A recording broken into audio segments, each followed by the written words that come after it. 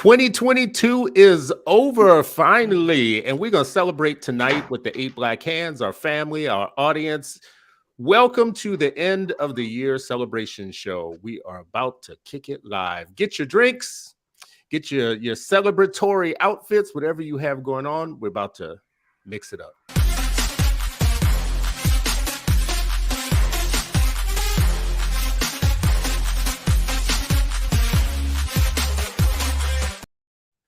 Whoa!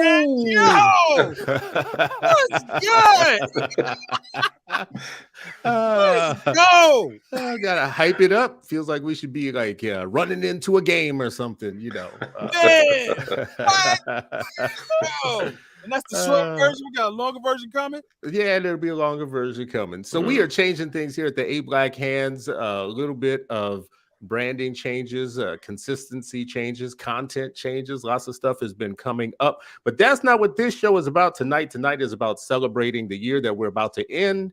We each have different faith traditions in our friends, our family group, whatever. So let's use this show just to talk about what the season means to us. Let's be reflective of the year. Let's, of course, keep our youth and education at the center of everything that we're talking about tonight. But let's celebrate a little bit. And first of all, let me just kick it off by saying to my Jewish friends, I believe that it's right about now that your Hanukkah starts. And I wish we had somebody on the show who could teach me a little bit more about it, because every year I feel like it's another situation where I'm like, I'm supposed to know more about what this happens. The only thing I really remember about that faith tradition is I felt like it was unfair that they had multiple nights of gift giving. Right? When I was a kid, I had friends and they would get stuff. You know, now there was an explanation for like a little bit. It's not like they had big, like we go out of hand, right? On one day, we save everything up for one day and get out of hand. Maybe we do that. I'd love to know from y'all. Let's just start it out. What's your season? So we got Hanukkah, we got Kwanzaa, we got Christmas, and Sharif, I'm sad to say, I do not know. I don't know. What don't you know? What don't know what y'all celebrate. I don't know what y'all. Here's what I know. You're confusing to me, bruh. So help me out. Right now, this is so difficult. And here's why, right? You start and you give credence to some your old friends, right? This is your new friend. You rock with him on Fridays. You rock with he's on your board. You're on his board. You all this other stuff, and you don't know what he does during the holidays. But wait. No. I don't know the traditions. I don't know the traditions. Yeah. But let's keep in mind, like, so Islam calendar is on a lunar calendar, so that means it moves every year. So it doesn't. So there have been times when, the month of Ramadan coincided with Christmas and Hanukkah and that and Kwanzaa. And Kwanzaa is not a religious holiday for those who don't know Kwanzaa. But this year it's not. Ramadan comes in March. But a lot of people right now, I can tell you, are preparing for the month of Ramadan, but it's not for a few more months. So what y'all doing? What y'all doing? So people can fast. So I've been fasting. My wife's been fasting. Other people have been fasting. The nights are longer, so you have more time to like pray, get up and do night prayers, things of that nature. So we're like spiritual.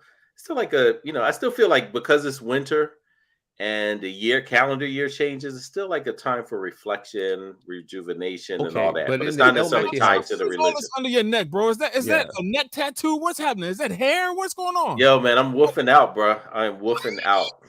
All right. I don't even care. So let's stick with this for a second, though. So what y'all gonna do for the rest of this month in your household, in the El Mekki household? What do y'all got going on? The rest of this month? Yeah. Huh. Well, this week we're going to celebrate that the Cowboys lost. Oh, Jesus. We're going to celebrate that for a while. You know what I mean? Shout out to what a win for the Vikings, bro. What a win. Okay, that was crazy, but let's stay on topic here. Yeah. Okay. Randomness. The Vikings not they don't make anybody mad. You know what I mean? They're nice. They're nice. Well, I don't know that. I don't know about that this season, but keep going. Yeah, so that's what we do. We'll hang out with family. Kwanzaa is coming up. Yeah, so you do Kwanzaa. Our family consistently, our Mama Fasaha, who you met, one of the founders of Nidhamu Musasa, and her husband Baba and Jenzi have continued the tradition over 50 years now, where they've hosted Umoja Night, which is the first night. So we'll participate in that, and then a couple other folks will be also hosting a different night, for Kwanzaa, the 7 nights of Kwanzaa. So we're doing that. Also, house hop. So all my Christian friends who actually have food that's good. That's good. That's good. A house hop. I'm like, hey, I came to help you celebrate. You know what I mean? I Okay, no offense, bro.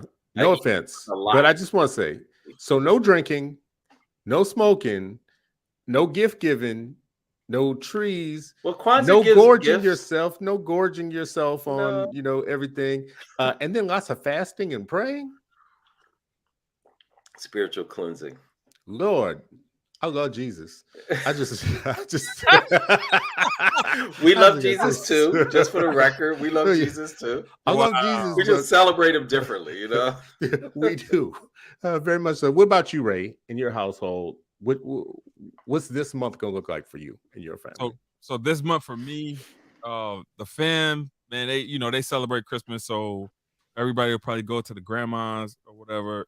Besides me, I'm a loner during holidays, bro. Like, I've lost so many people during the holiday season to where, like, I just like to just take that time to reflect, take it all in, think about the year, and then also think about the year to come and things that I could do that's gonna make change in education, change on other people's lives. I give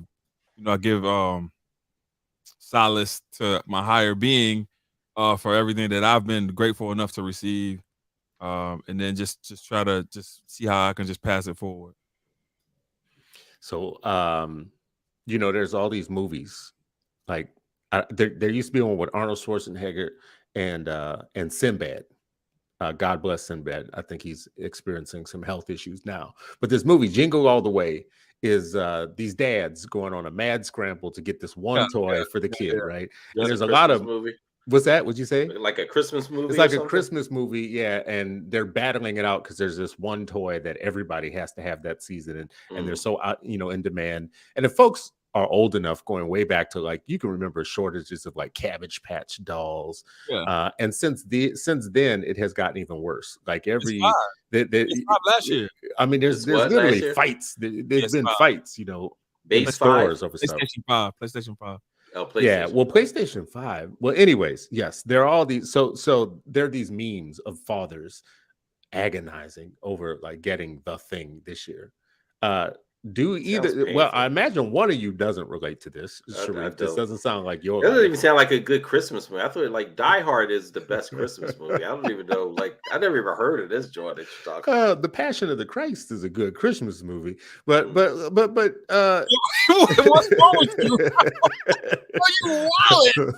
I mean, if you really want to scare your children, that's the movie that you put on for them.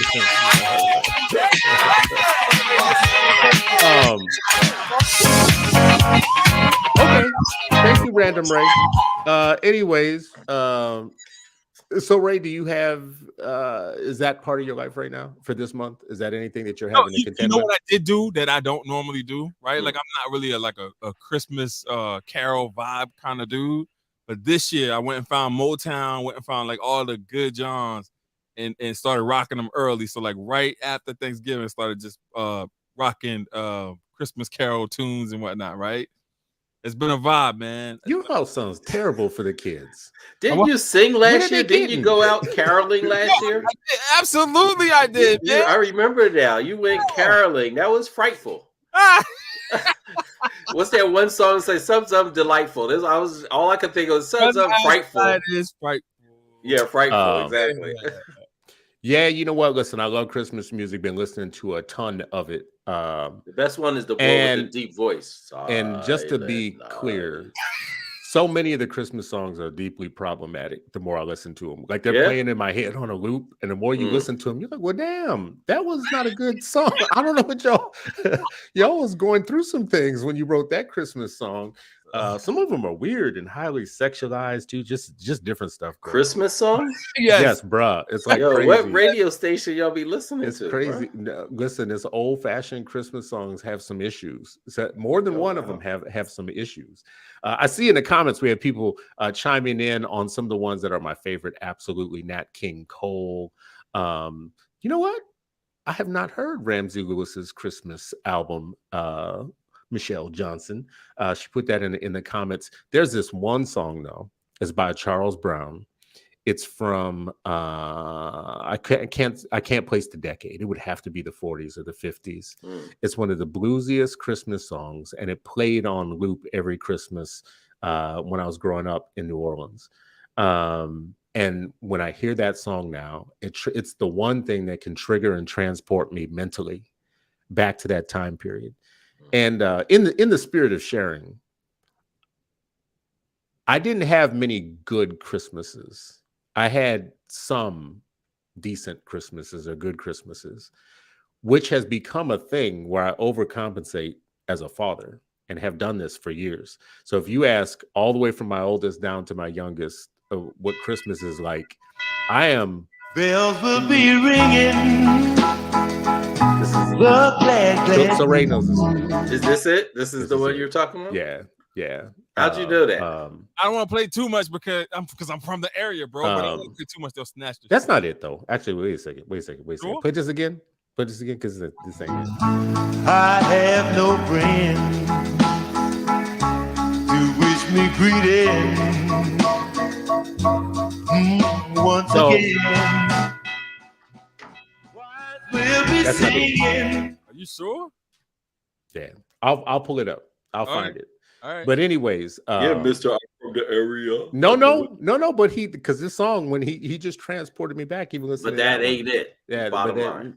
But anyways, my kids would tell you that my kids would tell you I am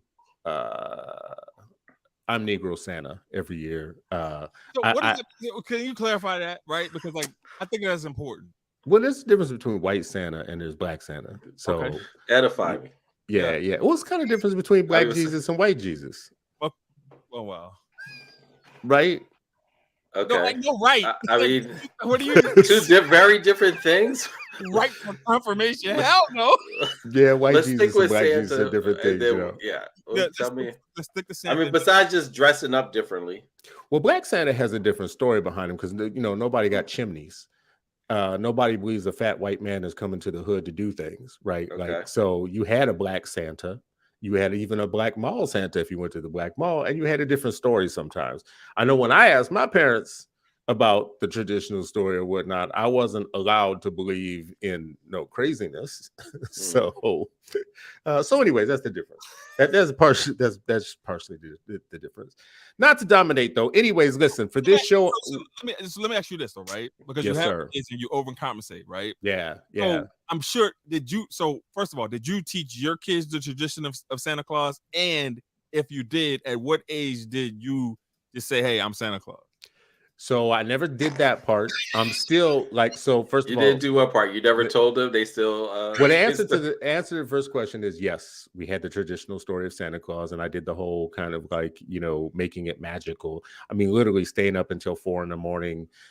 And doing things magical to make sure that it looked like Santa had been there and blah blah whatever. Right? Yeah.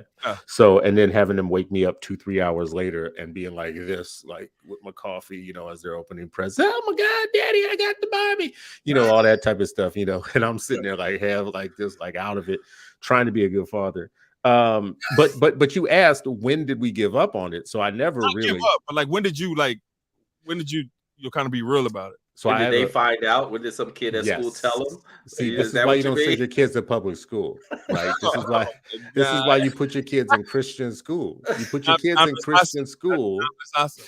Yeah, put your kids in Christian school so that they don't have, there ain't no such thing as Santa Claus. Not in your house, because you get the lump of coal because you bad. Anyways, so yeah, they figured it out on their own, but they figured out in stages one by one. So the youngest one, I think this will be the second year that the youngest one doesn't really believe, but I haven't acknowledged it yet. So I'm still walking around talking about Santa might not bring you whatever, you know. Keep messing with me. Santa might not. And they're like, my daughter literally, when I told my daughter last week that Santa is having a backup this year and might not be able to do all that Santa normally does, my daughter said to me, this is my youngest, this is my baby girl, literally said, it sounds like Santa's being lazy. Hey, that's her way of letting you know, ma'am, what? It's disorganized, right? Excuse me, ma'am. What did you say? Well, listen, tonight we're talking about celebrations and we're also talking about the year in review. So I wanted to hear from y'all some of the things that made an impact on your work this year. And I want to hear from the audience, from the crowd, from, you know, let's celebrate the things that we thought went well for us this year or influenced our work. Your best author, your best book. It could be a best trip that you took, somebody who added to your thinking on Black education. Lift them up now. Let's celebrate some people and some folks. And put it in the comments, folks, for those of y'all who are listening. Before we do that, I do want to say this. I have an announcement to make, which is we allowed for our patrons because we love our patrons. Some of them are going to jump in for a brief minute and tell us the things that they're celebrating for this year. So we have a couple of them backstage right now. We got Mama Toya and Stephen Evangelista, who is they are both waiting backstage.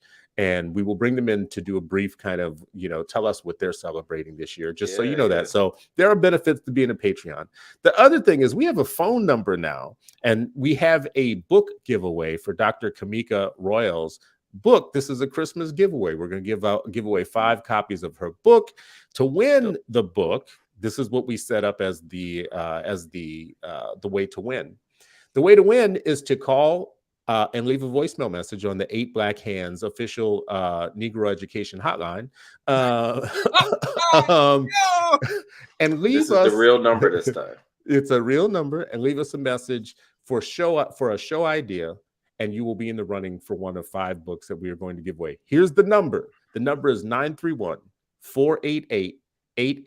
We made sure we had a lot of 8s in the number because this is the 8 Black Hands. Again, that's 931-488-8898. Call, leave a show idea, and you'll be in the running for one of 5 copies of Kamika Royals' book.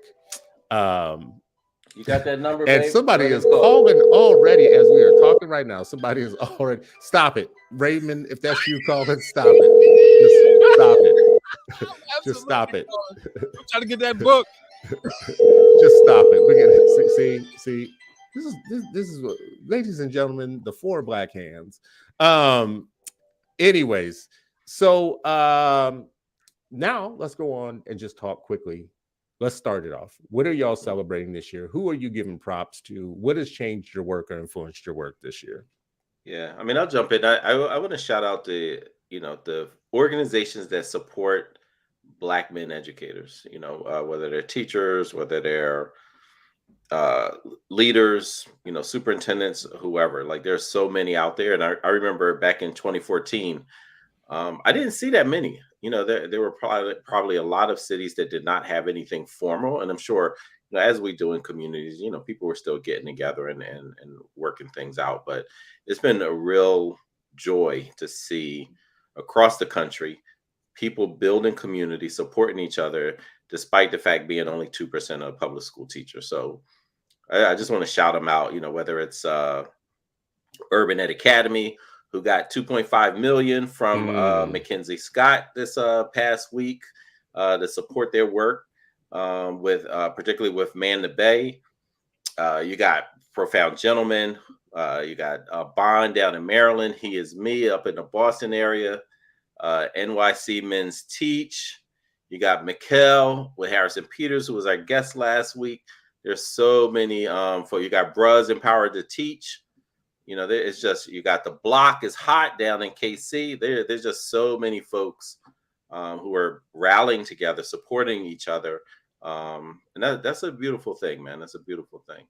Love seeing it. You got Hardnet and Rico down in DC. It's just on and on and on. Like, so many cities have it. Man Up in Memphis. Just shouting them all out, man. All out. I want to say this. I didn't even name all of them. It's just so many. This is probably like you get a line of sight on this because of the work that you do. All the Black men and the Black male programs around the country have kind of proliferated around the number of local programs starting with local people trying to get more Black males into the classroom. And it's weird talking to you sometimes because, like, you'll know about like I live in Minnesota. You know the one that we have here. Yeah. You live in Philly. It's like, how do you know? Yeah, Black Men Teach Minnesota. Yep. Minneapolis. Yep. It's just amazing to see a lot of your work on local scales, like in grassroots. It's a thing. Yeah, it's a thing now. That's the way to do it, man. It's beautiful. And back when we were, first thinking about it, it just was not a lot, out there, if any. You had the OGs with Call Me Mister. And then after that, it was very few. Very few. I saw Ray put up Corey's thing. That was Cap. That was all. She should have wore Cap. He didn't do it. He didn't do it. But I will say, hater. I thought it was interesting that Corey Scholes in the comments, she gave Ray a present by saying that his friendship is actually worth something. So so thank you for being graceful, Corey Scholes. No, I'm just kidding. I'm joking. We got to take it where we can. Get the roses while you're alive. We all appreciate Ray's friendship. So this is what I think we're going to do. We're going to bring in Ray. We'll come back to you about some of your celebrations in a minute, but I do want to bring in Mama Toya, who is Mama Toya is one of, if not the shining light of Ed Black, our original 8 Black Hands family members, like from the beginning, like from way back when. And I was just going over as we were like ending the year. We've been at this for a while now. Like it's been a while. So to have people who have been with us since the beginning, Mama Toya, Mary, what is it? Hanorama Kwamsmas. Whatever you celebrate right now, just Merry whatever it is, happy whatever it is. So why don't we start there? What do you celebrate? What are you celebrating about this year? First of all, when you give an invite, right? I have no lipstick on. I was like, oh my God. Me either. On camera. I'm like, what the heck? I mean, really? I was like, what? I'm running around trying to anyway. I'm just grateful to be here. I mean, once you get a certain age, you know what I'm saying? And I'm at that age, I'm like, okay, I woke up. I'm still taking care of my family, and the one thing I find myself doing this year is taking over generational stuff. So Big Mama lives across the street, but now she can't do the things, and she groomed me to do the things, right? So I'm like, I got, and the fact that like a lot of people have been sick in my family, and I'm like a care partner to my brother who's 76, my sister who's 78, my mother's 94. So the baby now is like the grown up. So I'm just going to try to continue that our family traditions. And everybody's going to come, I'm looking for this tree to come any day. I'm going to just have all my grands and everybody here. What's your favorite tradition that y'all do? Well, I like when we do the prayer, right? And I always get my son because like he knows it, and he speaks well, and he's got good prayers. And, sometimes he might go on and then somebody might lift up, and then the person in the back who's always at church is like, oh my God, we can't eat yet. And it's like, it's just like, that's fun. That's fun. And then, that's why I'm Lutheran. Keep going. Look, I ain't giving it up for anything. Baby Black Jesus, I ain't gonna deny him today. But just having everybody back together now, it's because of COVID and everybody being older. So I'm just keeping generation going. But the other thing that I want to say I am so proud of from this year is it's like 3 things. It's like one, like organizing the literary society. Now we're a whole ass sorry, I didn't say that, Sharif. I'm going to apologize. Listen, on this show, I was about to say, I used to keep a tally, Mama Toya. Yes. I gave that up a couple of years ago. I'm like, what the heck, So yeah, like we have a formal like Freedom Reach Literary Society. We have a marketing plan. I mean, we meet, we organize, but it's the richness that came out of the knowledge that we learned together. You understand what I'm saying? And the books we learned together. And often enough, we meet right before you guys come on. And often enough, like some of the stuff that comes out, we just read about that, or we just talked about that. Like tonight, check this out. Tonight, we talked about like one of the books that we read over the past year that did the most for us and stuff like that. And guess what came up? And it came up more than once. And we read it 2 years ago. We're going on 3 years now. But it was The Lost Education of Horace Tate. Mm-hmm. Yeah. You know what I mean? Everybody like the fugitive pedagogy, blah blah blah. But The Lost Education of Horace Tate was the history. Talk about it. What I'm saying? What was so good about that book?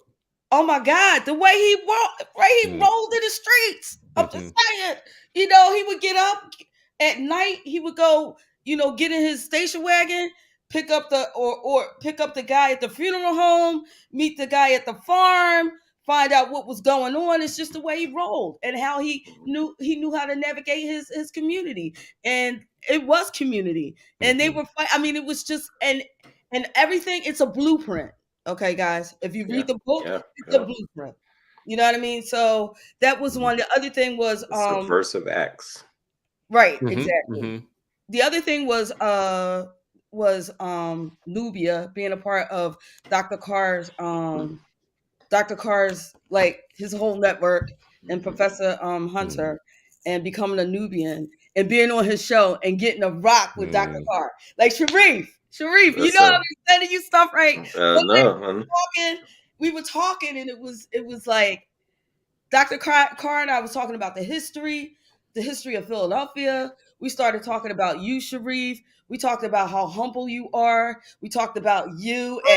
And wait a minute, hold on. No. Let me finish. He is humble. This is what I'm about to say, Yeah. Sharif. Right? We haven't had a conversation. But you took me to the principal's office at BMAC. I did? Yeah, you did. How so? You deserve a second of it. Yeah, you did. You grabbed my hand, right? You were so tired of people coming to you saying, this is your vision. And I'm glad you got it off. And this was all you, right? You grabbed my hand.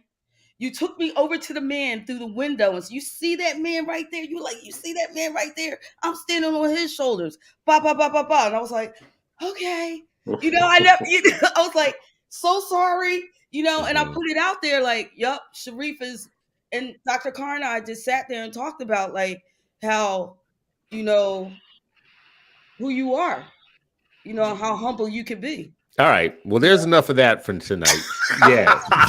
I agree. Thank you, Mama Toya, but I agree. Anyways, that's enough. Yes, Mama Toya, we appreciate you. If he's a real historian and he's not checking in on me and Chris, then I don't know. No, listen.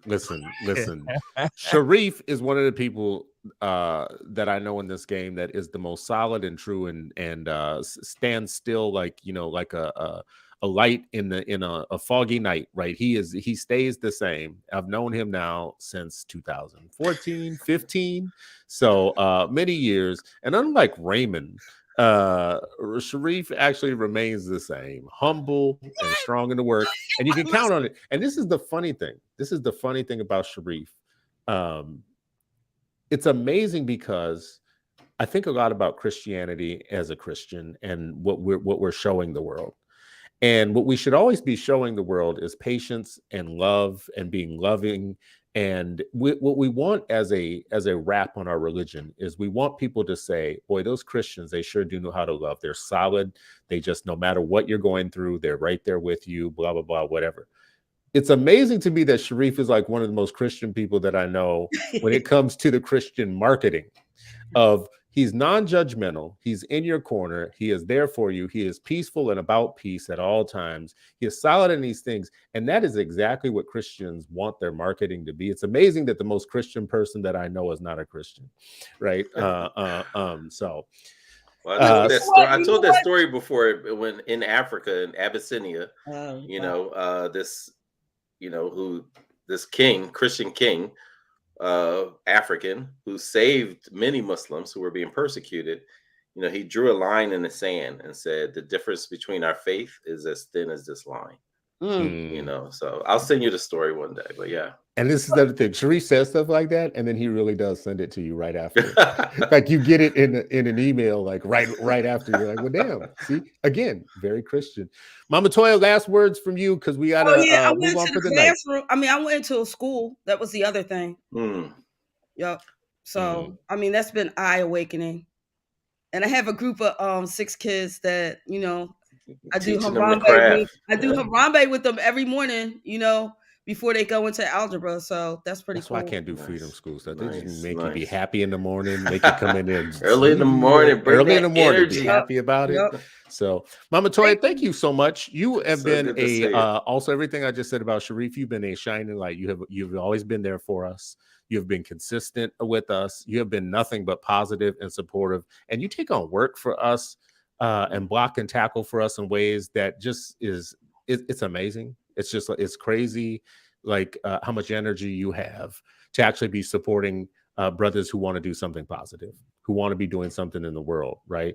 And we love that type of support because listen, there's a lot of conversations out in the world where brothers are not always lifted up and supported in the narratives that we trade on social media and that we, you know, whatever. So to have real life people like you just taking it, for everybody who was listening, when Mama Toya talked about the Literary Society, what she was talking about is every week there is a group that was spearheaded by Mama Toya and others, a small group of listeners to this show that went off and did their own thing. They started meeting, they formed a way to have a consistent schedule and a communal learning opportunity. They read books together, they digest those books together, and then they started doing all kinds of other stuff. This is the way that women are when they start doing and they share, right? Like it is like, oh, they teach. We started as a book club, and then we started having organizations and committees, and they do a lot more. In the new year, you will hear more about that. Mama Toya, thank you so much. Whatever you celebrate, have a good one. Good to see you. Good to always. See you. Thank you so much. All right, so we got another guest, Patreon, Steve Evangelista. I'm going to say this name wrong, but we're going to bring you in now, sir.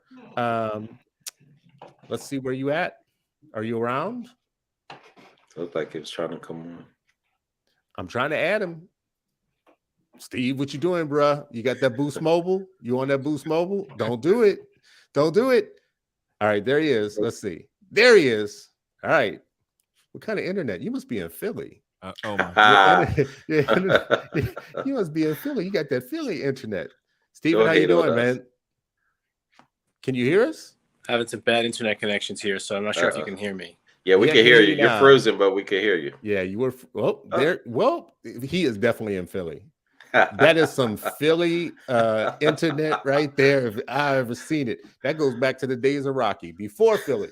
Anyways, Ray, let's come back to you while Steven gets his life worked out there. Let's come back to you on some of the things that you're celebrating this year that influenced your work and that you want to give some props to.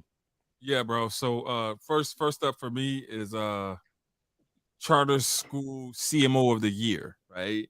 And so for me, Charter School CMO of the Year is going to be Bronx Charter School of Excellence. And the reason why I picked Bronx Charter School of Excellence over Success is because it's Black run, right? And we all know how in philanthropy, Black folks don't necessarily get their just due. But Dr. Charlene Reed is doing a phenomenal job knocking things out of the park. She has a blue ribbon school in the Bronx, the first one to do it. Also has a blue ribbon school in Stamford, Connecticut as well. And so, I go in some schools in the Bronx and I'm just like, it's not that these kids can't do it. It's that these leaders aren't taking heed and doing it the way that it's supposed to be done. So shout out to Bronx Excellence Charter School and Bronx Charter School of Excellence in the Bronx. That's amazing. Let's give it up for our charter schools. Now we got Steven again. Are you back? I got it. I'm here. You got All me. right. So clear and hear you. Yep. Yeah, we can hear you better. I see a Christmas tree. So are we celebrating? Is it your tradition Christmas? My parents are Italian immigrants and my wife has Irish roots. So we have Christmas all the way through. You're doing Christmas on top of Christmases. You got the Vatican and the Irish, boy. You're doing Catholic, Vatican, all kinds of other stuff going on there. It's really just Santa Claus. Okay, all right. So how you doing, man? Welcome to the show. And what are you celebrating? Good to see you. I'm celebrating you all because and the Eight Black Hands Freedom Reach Literary Society because Ray knows it's been a very hard year, and Mama Toya knows it's been a very challenging year for me professionally and personally. And some of the folks I just mentioned have kept me going and got me through it. So just that moral support and Mama Toya with her advice and just being there and keeping me sane. So I appreciate you. And all the words from the Eight Black Hands over the year have just been, keeping me going. So all the learning. We appreciate you as a Patreon, but more than that, as we want there to be as many warriors in this game as possible for education. And I don't want to get into exactly what you've been working through, but I will say this much: I've been through some things. We've all been through some things, as a matter of fact. So we could probably what do you want to tell people your location? Because I just where are you in the world? I'm in New York City. Okay. I transitioned out of my school that I founded 18 years ago with my wife, and not sure what the next thing is yet, but challenging transition. It's hard to say goodbye. Still part of the community, but lots of things going on. So well, Harlem, if I'm ever in New York, we will compare notes. We will have, and listen, Ray is close by there. He claims New York, but he's not. He's like on some island somewhere. And his spirit and legacy live here. So yes, and Sharif's not far, so we could compare notes. But you got some fans in the listen. Tanae is like Steve. Sherry Lucas Halls. Hey, Steven. Everybody got exclamation. He's part of the community, man. Yes. Here's what I'm gonna say about Steve, man. Yeah. Steve is resilient as hell, and whatever he decides to do next, he's gonna knock it out of the park. Let's go, man. I'll be ready. And see what's next. It's gonna be crazy. Do you have any inkling of what that's gonna be? Or do you too early to share? A lot of ideas, but nothing that I want to commit to just right now. I'm gonna take this holiday season and come back strong. Yeah. What are you most looking forward to right now for this month, this holiday season? Oh, there's a lot of heartache right now, and people that are close to me. So just really getting through that. A lot of loss has been going around. So I'm looking to fresh starts next year. Yeah. God bless. We appreciate you. Yeah, God bless you, man. And we appreciate you. Have an excellent rest of the year. I know that it's hard when you're not getting the type of peace of mind and the rest that you want. This, for me, is a similar type of season where I feel like I should be feeling the season more than I'm feeling it right now. I feel like I should be getting more out of it, and it's like wringing something out of it. So what I'm going to do is I'm just going to watch a whole bunch of Hallmark movies for like 3-4 days straight, and hopefully that just gets something. That might just make me mad too, because they're all the same. Anyways, appreciate you, sir. Thank you so much for being a patron. Good to see you, Steve. Thanks a lot, man. Good to see you. Man, you know what? The story all around us oftentimes to do this work is to constantly have a target on your back. We each have stories individually that we've shared with each other. We have each been through some things. It's almost a cliche that if you're doing a good job, I've said this before, the devil is not concerned with you until you're doing God's work.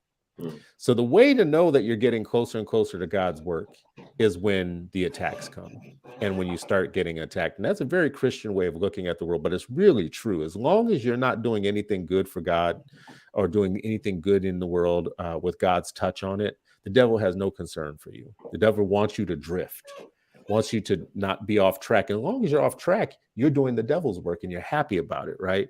So it's tough to hear when you're going through some things. I had some rough stuff come up this year and I just had to deal with it or whatnot. But you do feel alienated, alone, isolated, like nobody gets what you're going through. And the truth is, a lot of people get what you're going through. We've been through some things. Bro, what are you celebrating? What am I celebrating? Yeah, we went to Reef. You came to me. Yeah. So, well, listen, I had this list of different things that I wanted to celebrate in terms of like little small categories. One of them is like my favorite educators, and I tried to think about not like, so listen, when I say stuff like that, first thing that's going to come to mind is like Kai Henderson and people who have built big things, built like reconstruction.us, which I think is this amazing platform. It's like the way to transmit many years of Black education through a modern platform for my kids, your kids, everybody, right? So of course, those are the people that are going to get some shine. But there's a lot of people who aren't going to get the shine who should. One of them is Isis Span. Yeah. I love me some Isis Span.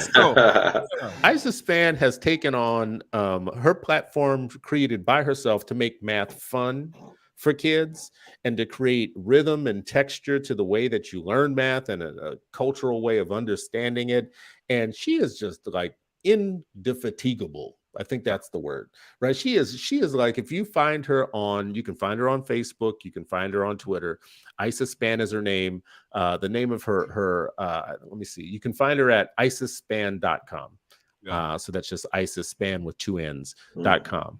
And she's just so much fun. If you go and look at her Instagram, some of the things that she does with math, and she gets, kids moving and stuff, and it's very much for us and by us. You just got to love it. And you got to say, this is, eventually you say, this is one of my favorite educators, because this is a person that doesn't have all the resources in the world that everybody else has, who wants to be an influencer and all that stuff. Yep. And she's doing it. She's making it happen. She's not the only one. I'm going to name 2 other ones. Sherry Lucas Hall is another one. Sherry's another one who's pushing an issue that is so germane and important. And I use this word germane. I'm going to have to find another word that means the same thing or better.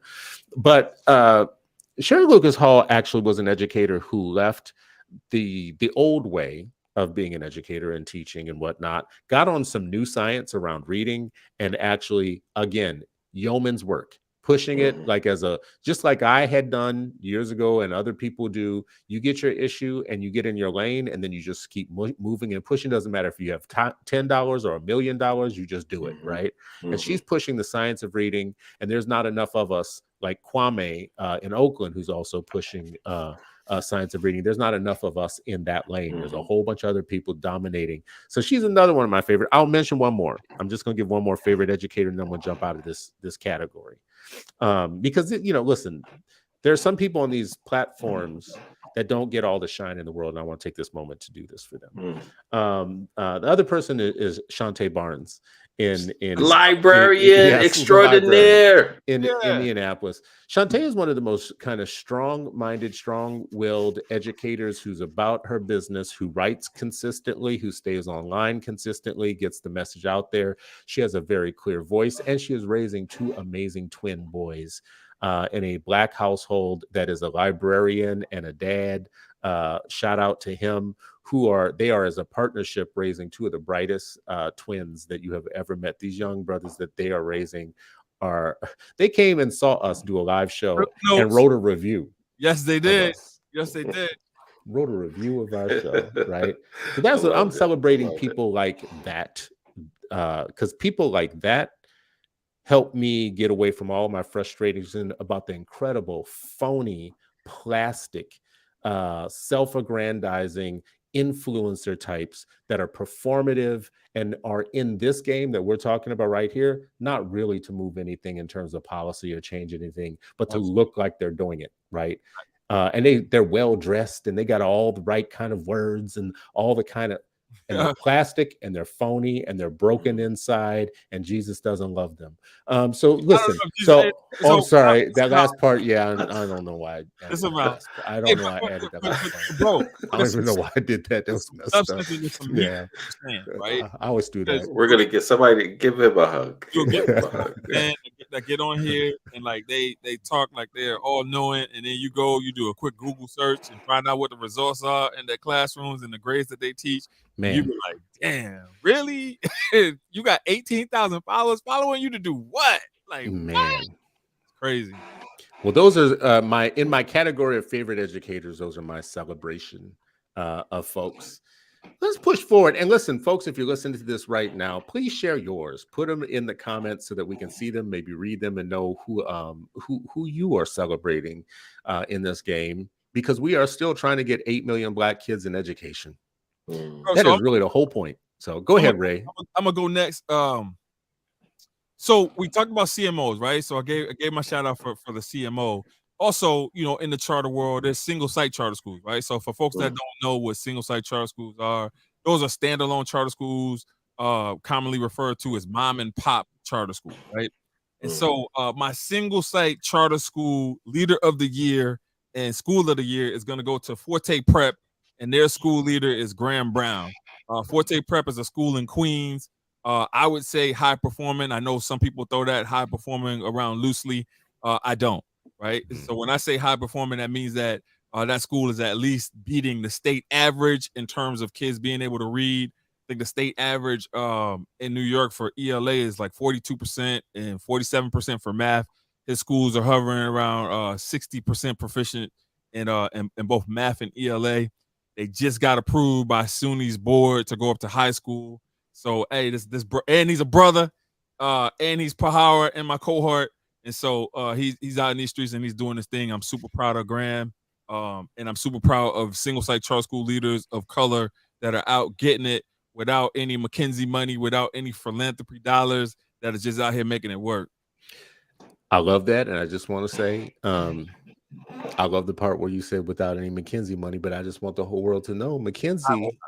I'm not opposed to not at all. You like McKinsey. Where I feel like I've been putting it out there, like McKinsey. What? like holla at your boy. At your boy. As much money as I put into Amazon over the last decade, help a brother out. Goddamn. Anyways, Merry Christmas to me. Come on, McKinsey.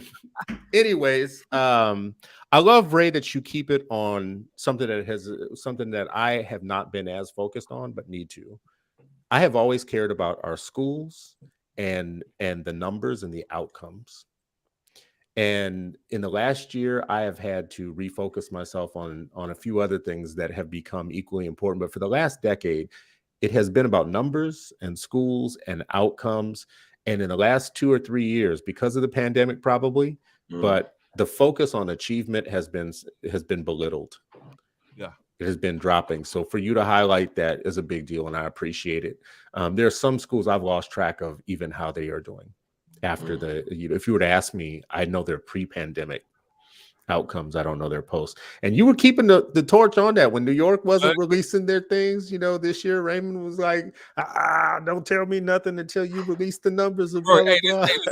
Hey, they were keeping this positive, but they got a couple of folks that are on this on this internet that are beating their chest, and they you don't really look the way it's supposed to look. In order for you to be beating your chest. No, we're not going to be messy, but I want to say, I agree with you, and I wish we could be messy, because to be very honest with you, sometimes it's people that you know well enough that should be doing better, that have a platform where they talk smack every day, all day, about the traditional system and the unions and Randy Weingarten. And you can't be all up on here screaming about, like, not when Raymond's gonna pull your numbers. Facts. No, I'm gonna do it. Raymond's pull your numbers. It sounded like the Death Row thing with Puffy. Now we're getting too close to the heart of things, so let's just move on. Sharif, I would say that for you, a major event this year was this major event that you do in Philly. But what would you say? Was that the high point of your year? When I say this, people listening, I'm sorry, I need to be more specific. We have talked about this on previous shows, but the BMEC conference was big this year. It was a lot of Black males who educate kids in one place in Philly this year. And it was bigger than I remember it being in terms of numbers. It was just like this big production. Is that the high point of the year, or were there others? Yeah, there were others. I mean, that definitely is a part of it. I would say, like the entire year, because that bookends a piece of it, right? Because the other part that we're about to jump back in is Freedom School Literacy Academy, FSLA, and that's my favorite time of the year, to be honest with you. What's the time again? Well, it's really year round, but the summertime is like the biggest, production part of it. So last summer we had over 140 Black and brown teacher apprentices. So these are high school and college youth who are interested in teaching, and so they do that by teaching first, second, and third graders.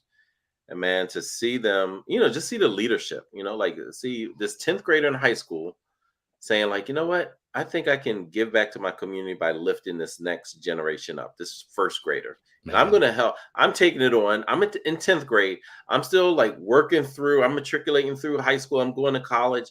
But while I'm doing that, I'm going to reach down and support this first grader with their literacy, with their positive racial identity development, with their understanding of the impact that they can make. And just to see youth in action, man, it's like, it's few things as powerful and inspiring to me than watching youth lead, but also making sure that they have the space and the content to do that leadership. So BMEC, absolutely. Just being, back in community, first one since 2019, being together, and I told my team, I was like, sometimes it was really hard because planning, but once we got there, it was like, man, this was amazing. And one of the reasons why it was so hard, because it was the first one that my mother had not been to. So the last one she attended was 2019. That was the last one, we had that she was around to attend.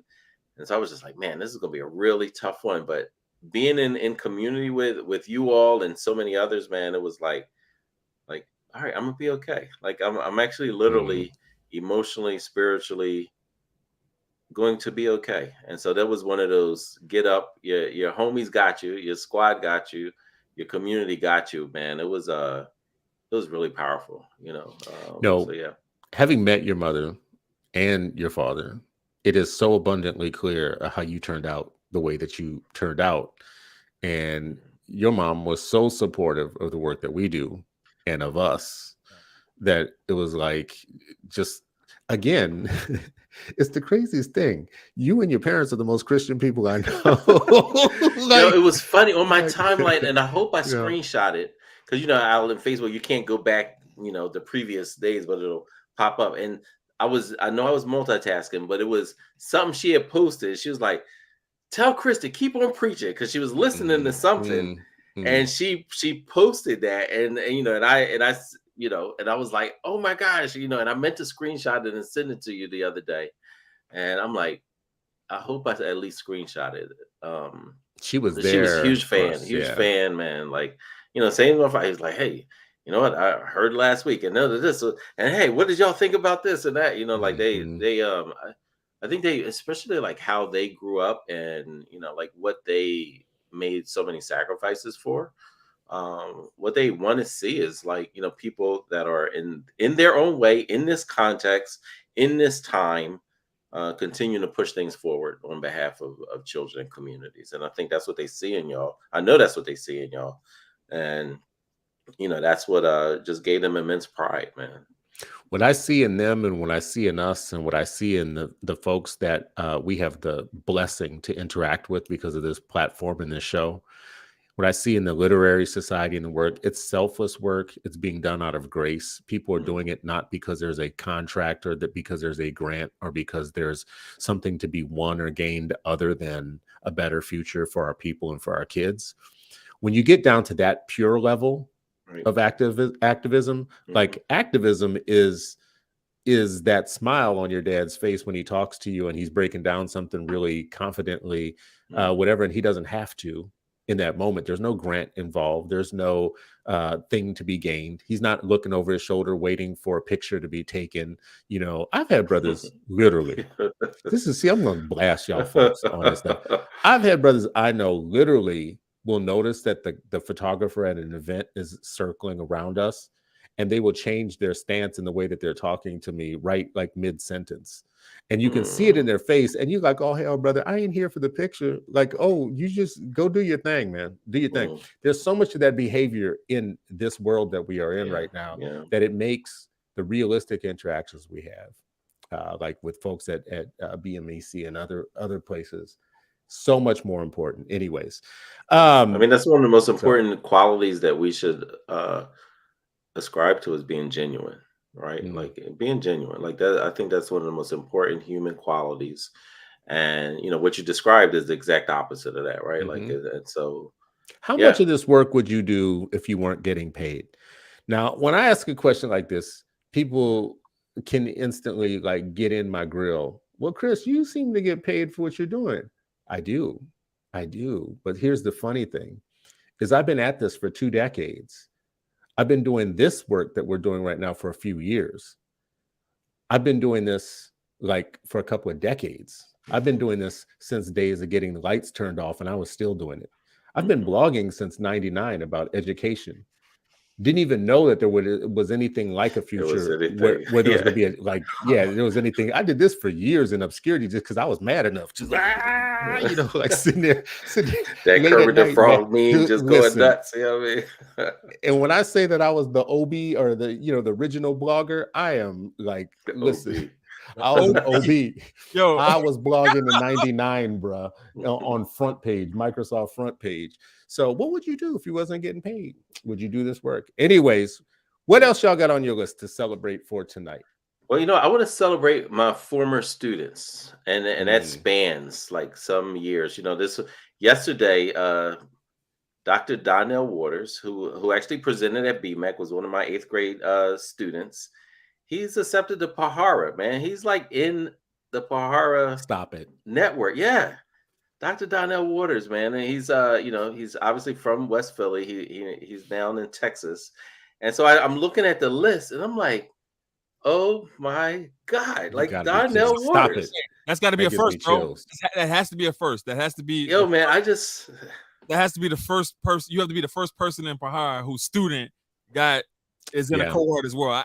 I got to check it out. I'm gonna do the research. I don't know. I mean, it's a lot of people, so I'm sure I'm sure other folks have had similar stories, man. But just not black people, bro.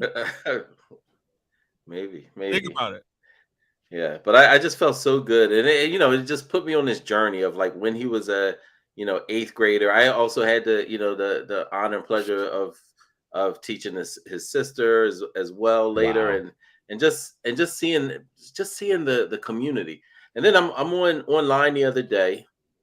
I had just taken a pause from trolling Ray, and I get a message from a student who's at East Stroudsburg, like a university, like, Elmeki, I want to be a teacher. You know what? Because this social justice thing, I think I could live it through teaching. And I'm just like, yo, this is a bad school to be at too. So here I have like Donnell Waters, who's got his PhD, who's now on his way. Y'all met Nosakir out in Pittsburgh, who started this library, right? He was also at BMAC selling the books. And then you have, a current student. He's a PhD too, right? Yes, sir. Dr. They were in the same class, weren't they? Were they in the same? They weren't in the same class. If they weren't in the same year, they were close. Bro, close. I think they were in the same year though. Bro, but the likelihood of that occurring, right? And that becoming a part of your legacy, a part of the tree of I mean, come on, bro. Listen, I don't like giving you props at all. Raise a hater. Why is it so painful? Because he hater. No, but listen, this is a neighborhood school that's written off by people, right? Like, and it just shows like our kids could just give them some daggone support, fight for them, and teach them well, right? Like, let them literally reach their aspirations, man. But yeah, those are two, a couple of the PhDs who came out, right? Like, and so, to have, just to see them, and then to have Courtney sending this message like, hey, I want to be a teacher. You got another kid who's graduating in May, said, hey, I think I want to lead a classroom. I think, I'm reaching out. I'm just like, like this help is on the way, like for real. Yeah. Not as much help as we need, but it's definitely on the way. Listen, their part of their job is to make sure that it multiplies, right? Like that's their job. Yeah. So hey, so my next gift giving for the year, right? Yes, do it. Philanthropic giving of the year, right? And so I'm going with Robert Simmons and Micron Cares Foundation, and the reason why I'm doing that is because if there's anybody in philanthropy that gives back and tries to make sure that they put on the forefront folks that are working in STEM, folks that are actually doing the work, is Dr. Robert Simmons. And so shout out to him. Shout out to the Micron Foundation for their philanthropic giving. I think they did a lot for BMAC. They were one to BMAC, yes sir. Largest sponsors for BMAC this year. Hopefully we can reciprocate that. And hopefully they can help fund the 8 Black Hands conference that's happening in 2023 as well. I just want to say open call. It's an altar call to any funder that wants to fund the 8 Black Hands. Our Patreons right now are our lifeblood. This work that we do for the 8 Black Hands, I don't think people know this, but this isn't grant funded work. This isn't, nobody's paying for this. There's stuff that we do. People don't understand why it's so DIY with the 8 Black Hands. It's DIY because we are self-funded besides our patrons. Our patrons are really making a lot of what we do happen, like in terms of just the setting up of the show, the producing, things that we do to get the show out to you, even cost money. And you know, I'm just gonna say again, Mackenzie, call her brother. You know, just gonna put it out there. You know, we are still out here. Listen, for any of my work, like I just want to be real. People all around me getting the Mackenzie money, all around me. I just like, you know, my Uber driver's like, you know what I just got this morning? Mackenzie money. You know, and I'm like, organizations that you founded, organizations that you've been on the board for, bro, it's gotta be coming to you. I hope so. I mean, like, damn, I'm just like, why I'm so close but so far. It's so close but so far. I just don't understand. What is it? Do I smell bad? Like, damn, I got to change the deodorant. I don't know what's happening here. Anyways, the deodorant. The deodorant. Listen, my friends and family who are listening and watching and paying attention to this, I want to put this up here. Dr. Kamika Royal was one of our guests recently. She has a book, Not Paid for Us. What we like to do is give books away. Especially when we have people that are dedicated to creating Black letters for Black people. We like to make sure that we buy some copies, whatever. So we have 5 copies of this book, and maybe we do more at some point that we want to give away. Right now, we have 1 entrant for this. The way that you can get to be an entrant for this, we talked about it earlier today, to be an entrant in the contest for one of the books, is to give us a phone call and leave on our phone a message for a show idea. It's a very lightweight way to enter yourself to be one of the people that wins such an interesting piece of literature and research for us or whatnot. Again, what was the phone number? The phone number has a lot of 8s in it because we're the 8 Black Hands. It's 931-488-8898. I'm going to say it again, 931-488-8898. That should be remember. See, now y'all don't need to call right now. I mean, but anyways, hey, do your thing. If you want to call during the show, you know, because people look, phone ringing off the hook. Got to Kamika Royal. Give me that book, man. Listen, that's one of my shout outs for like the book. 2 books I wanted to shout out. Not paid for us. It. Yeah, Dr. Kamika Royal's book, Not Paid for Us. While it tells this story of Philadelphia and how, you know, Black teachers, Black educators, you know, not just Black teachers, you know, when you think of Marcus Foster having to leave, this was a man who was in the school district leading and being blocked every which way from getting leadership, you know, and being the superintendent. So he ends up leaving, coming all the way to, you know, California. And, you know, and there are countless others who experienced that. But one of the reasons why I love it, not just because it's, you know, it's so deep in Philly history, but because it parallels so many other stories around the country, so many aspects, landmarks, benchmarks, and warnings, as well as blueprints of like how educators were coming together. So that's one. So shout out to Dr. Royal, who, you know, turned her dissertation. Yeah, and you talk about this a lot. Like so many people's dissertation it's you know, stays in a floppy disk, or it stays in a rusty file cabinet, doesn't add to it, you know. And when you often talked about it, I would often think about Kamika Royal, who was saying like, hey, you know, I had my dissertation, I'm working, right? Like she kept building on it, and then said, hey, you know what, this is ready to be published. And so, you know, just appreciate like taking her research and using it as a lever to edify and amplify, you know, like much of the history that has consequences, real consequences that we see today. Well, I want to say 2 things about that. 2 things. So one, I'd like to celebrate her too, because she is a fine example of grace, and I'll tell you why in this one situation. So when Dr. Kamika Royal first became Dr. Kamika Royal, when she first got her PhD years ago, I was one of the first people that got into a Twitter snafu with her. we had words. We exchanged words on the Twitters. On the Twitterverse. Yeah, on the Twitters, in the Twitterverse. And she had come out, she had done a TED Talk that was, it was kind of like about white saviorism. And I've been such a TFA supporter for years. And many of my friends are TFA people. And I was then. And she was former TFA at the time and had left her job. And she did this TED Talk and it was very kind of not positive about TFA. So we went back and forth on Twitter and it was not friendly. It was, and mostly on my part, because that's me on Twitter.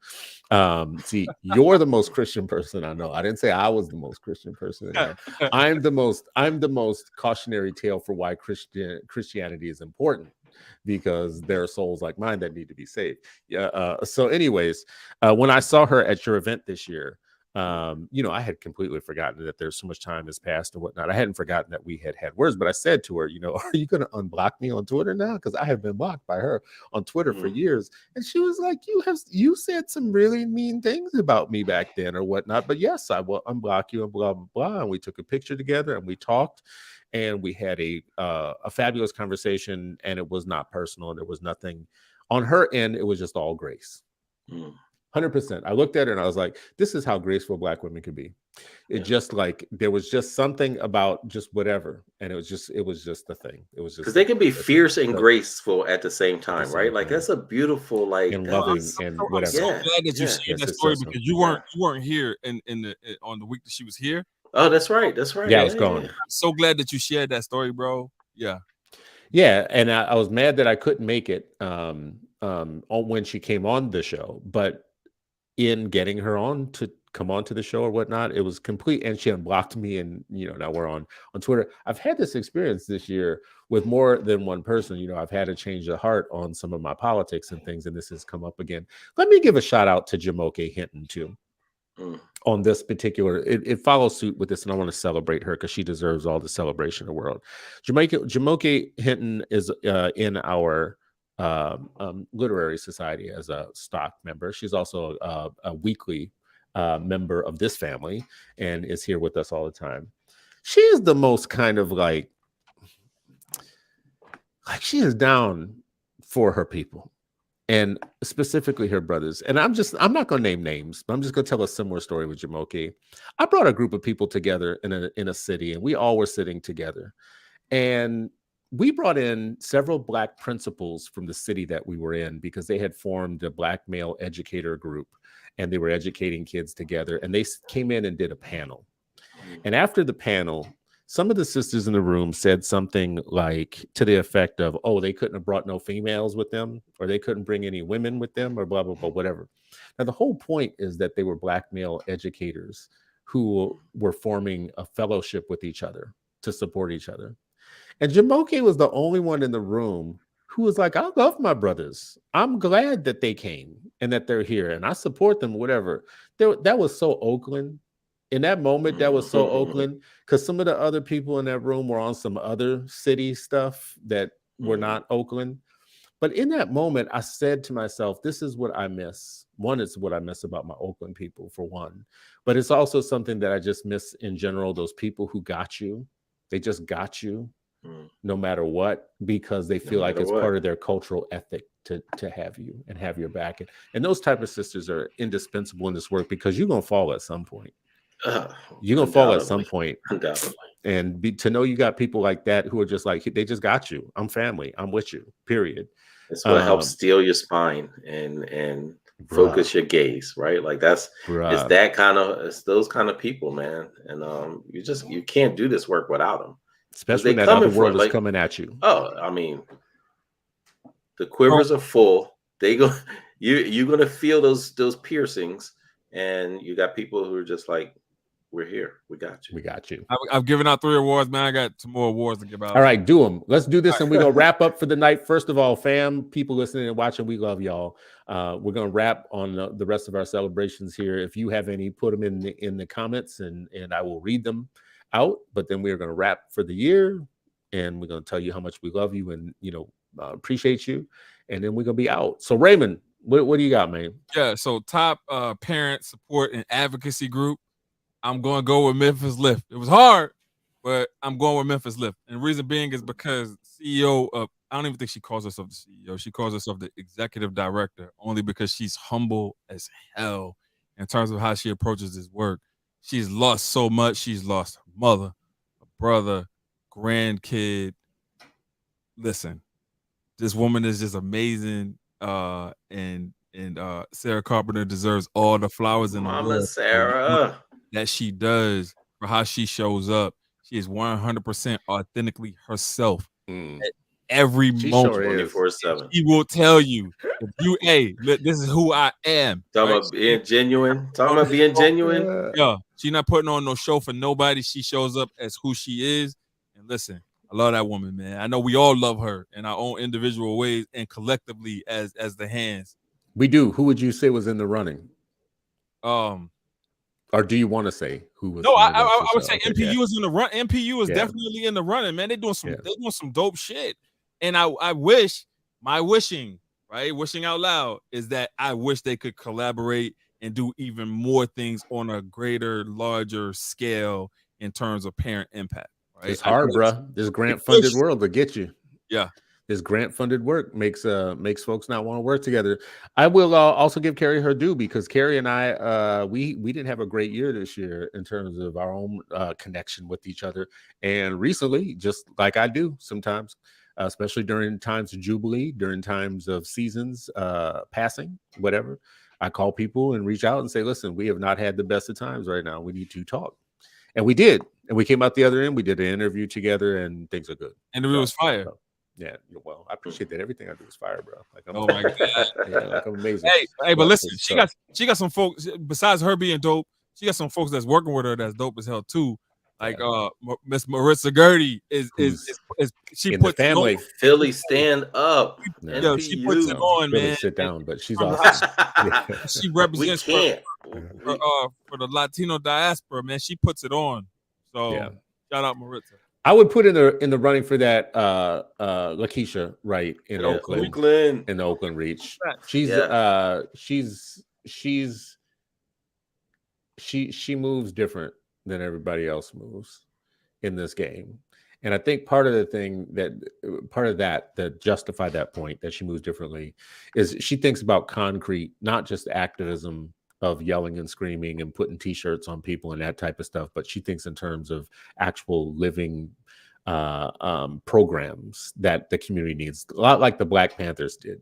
They thought, if we're not feeding people, what are we doing? If we're not housing people, what are we doing? If we're not educating, like creating centers and food programs, survival programs. So what she created during the pandemic was the Black Panther equivalent of educational survival programs.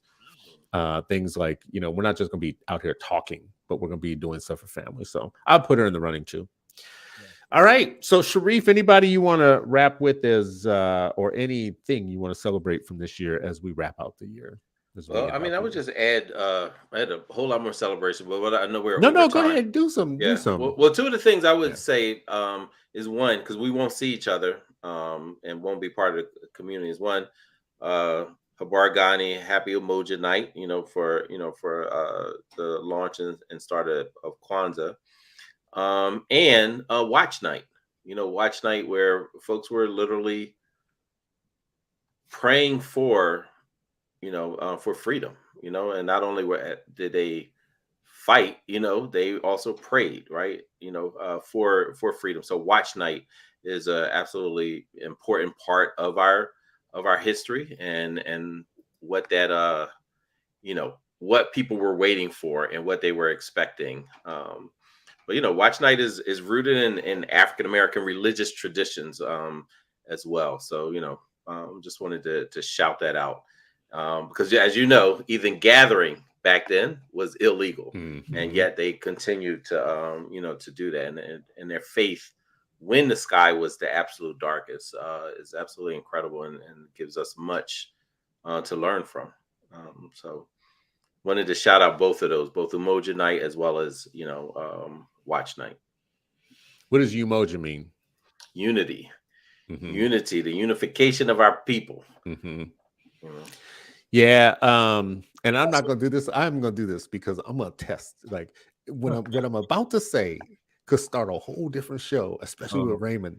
I'm gonna say it anyways, right? What you got? What you So got? when you talk about Umoja and unity, and then we talk about Dr. Umar and Coach Prime, Oh Jesus! and Dr. Umar basically saying Coach Prime leaving the HBCUs after he made such a big deal about it, whatever, is a big deal. Now we're arguing about this in culture, in social media, and in, you know, it's a cultural conversation right now. But I don't want to be a part of any of that. The only thing that I really did think about it is all these concepts like Umoja and others require us to circulate our dollar in our own community more than once. It requires us to build schools and to build enterprises. And if the people who have the most social capital actually are flying through and then giving the example of, yeah, but you know, the real world is to go back to the other thing. Umoja and things like that seem like once a year nice things to say, but how do we actually practice them through the year? I support Black schools and Black school leaders and what I have been calling Black educational capital. We have to own the means of education. We have to own our means of education. We are doing the damn thing that Malcolm X told us not to do. We are turning our kids over to enemies of our kids oftentimes. Not always. It's not 100% this way, but I'm just saying it's not going to hurt us to have more Black schools, and it's not going to hurt us to stop HBCUs from closing. The number of HBCUs that are on the about to close list or might close list or whatnot, they need a cultural revolution of some sort. They need all the Black folks to be coming back and being like, make a thing out of it. Like, you know, we are back here again or whatnot. So anyway, I'm going to do the Coach Prime thing, but hey, I'm giving out more flowers. My most influential 8BH supporter is that award goes to Principal Kafele. And I'm not just saying that. I was tuning in. I was tuning in to his YouTube show last week Saturday, and as soon as I jumped in the comments, like the amount of like uplift that he gave in terms of like what we do, the work that we do, and just him shouting us out. And every Sunday he's here on the treadmill. If he's doing his 1,000,000-mile thing, he's doing his diamond medallion thing. Hey, he's still tuning into the hands. Sharing us on his Facebook with his audience, and I would love to have that brother on our 200 episode. I mean, I'm just gonna say for the record, I don't trust nobody who's my age or older and in good shape. Yo, you don't know his story then. He's listen. For a reason.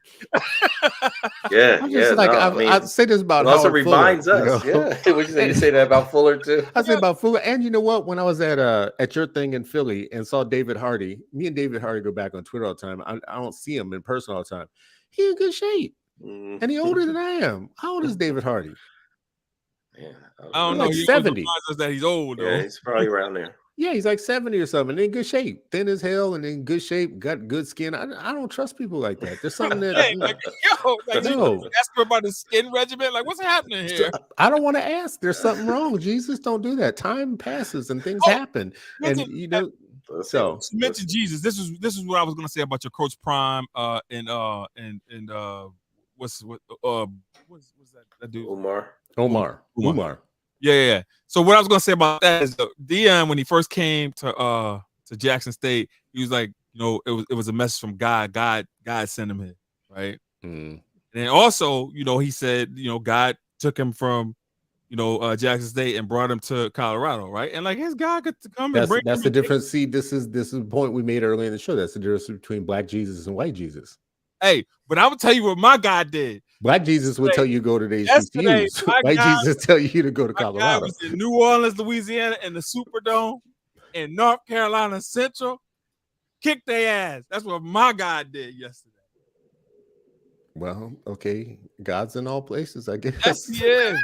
And they ain't undefeated no more. They 12-1. That's what God will do. All right. Well, listen, I appreciate you, brothers. And most of the show is about flowers. Most of it. And then Jesus got into an ass kicking contest or something. I don't know what happened there. We took a turn for things. Anyways, to our friends and family that listen and watch and support this show every week, it is an amazing blessing. There is just nothing I can say about the fact that we created something that was near and dear to us, but it was just a conversation between us. And as time went on, People came and left and whatever, but some of y'all have just been supportive constantly, and it's amazing. It's an amazing thing.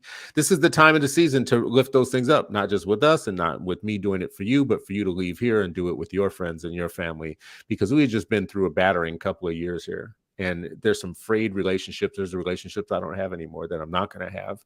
And it's unfortunate, but it just is what it is. Sometimes there's jubilee, there's realignment, there's just things, there's refreshing. Sometimes you just need to be a little fresh because you're feeling not so fresh. So you just got to get some of the people. You just got to get people out of your life, and you just got to like freshen up. And we hope that that in every iteration of the 8 Black Hands, from the past and moving forward, we get more and more to the heart of being able to build family and community that are celebrating each other in this way, because it's a blessing to do it. Happy 22 and looking forward to a better 23. We appreciate y'all. Any final words from the folks? I just want people to go out, be blessed. I want people to love on their folks, because tomorrow is not given. If you have somebody in your life right now that you're not talking to, make sure you break the ice. Make sure you step forward and try to straighten that relationship up. Reef, I'm telling you right now, bro, I forgive you. What the hell? You know what? I'm, as a human being, I'm always in need of prayer and forgiveness. So thank you. You know what? See, even you know, like we all have to like sometimes swallow and just like, you know what? Thank you so much. But you have to do it with Ray more than anybody. But go ahead. You know, my wife posted something the other day that I've been thinking about. It basically said something like, we're all on our own journey, but if we share a path, perhaps we can encourage each other. And so that's what I wish for folks. You know, if we're all on different journeys, but when you intersect with people, you know, try to lift them up, try to support them. And that doesn't mean not holding them accountable. If we're on path together, accountability is a part of that, but that is also part of lifting up. So God bless everyone. Appreciate y'all. Appreciate this community. It's really, really, really deeply appreciate this community. And I can say that I was the naysayer. Each time they did something different, I didn't want it to happen. I'm like, no, we're fine just having the phone calls. And they wanted to do a podcast. I was like, oh, do we have to? Then they wanted to do video. I'm like, why are we doing video? The podcast is fine, you know. But each time, you know, I'm not always adventurous about certain things. Yeah, I'll get the alligator and go look for bears and all that. There are other things that it's not my comfort zone. And I appreciate you all pushing and challenging me, you know, in different ways that are totally, totally different than what I feel is my expertise and experience to draw from. And so I'm really grateful for that as well. So thank you all. I want to stop here, but I just want to say on the way out, I love the fact that we are a learning community and that I learn things like, you know, we back and forth on a lot of stuff. That's one of the best things about this relationship, is trading information back and forth and riffing off of each other in ways that when I leave this tonight, I will have some things that I will pop in my head and I will go look them up, and we drop little bits of knowledge and whatever. I want to say before I leave where that came from. There was a woman named Betty Harpole, and folks who've known me long enough have heard me tell this story, but I'm gonna tell it again because I'm a dad and that's what dads do. Betty Harpole was an elder who I just found out had passed away and did not know this, but she used to come to my school board meetings when I was on the school board, and she would pull me aside after the school board's meetings and kind of shake me, and she would get really close. She was a close talker. She'd get all up in your grill, like really close to the point where it was like uncomfortable, and you'd be like wanting to do a tic-tac check on yourself, like, damn, I hope I don't offend her. But she would say, y'all got to stop saying that these kids can't learn. These kids aren't learning. She said, kids are always learning. They may not be learning what you want them to be learning, but they are always learning. You can't stop kids from learning. It's part of their process. They are always learning. And I have remembered this always learning thing since then, because I wasn't agreeing with her back then. I was like, our kids aren't learning. You know, they aren't learning, because I was looking at stats and test scores and stuff like that. So anyways, when you see in some of my branding where I put up always learning, it initially came from that. And then it came from me making a commitment myself to always be learning. And I'm always learning from you guys. I'm learning from everybody around me. I'm like a sponge. I'm soaking it up. So anyways, let's make that our commitment. Let's all be always learning. Yeah. Peace out. It has been another great year. Thank you all for watching the 8 Black Hands. Again, our phone number is 931-488-8898. Please give us a call if you want to enter into the book draw for whether it's Hanorama Kwamsmas, whatever your season is. We're giving away 5 books, Dr. Kamika Royale. So make the call, give us a show idea when you leave a message, and we will get back to you and let you know who wins the book. Again,